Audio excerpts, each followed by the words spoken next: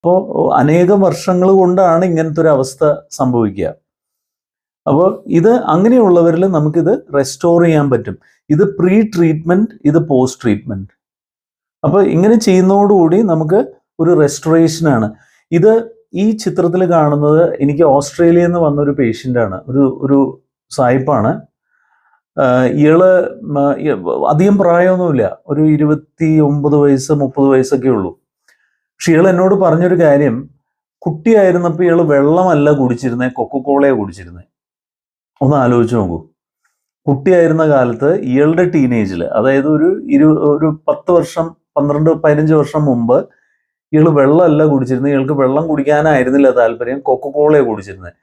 Coca Cola കുടിച്ച് complete പല്ല് നശിപ്പിച്ച് മുഴുവൻ തേയ്മാനം സംഭവിച്ച് ടോട്ടലി കൊളാപ്സ് ചെയ്തിട്ട് എൻ്റെ അടുത്ത് വരുന്നത്. അപ്പോൾ അയാൾക്ക് ഭക്ഷണം കഴിക്കാൻ വയ്യ, വായ പൊളിച്ച്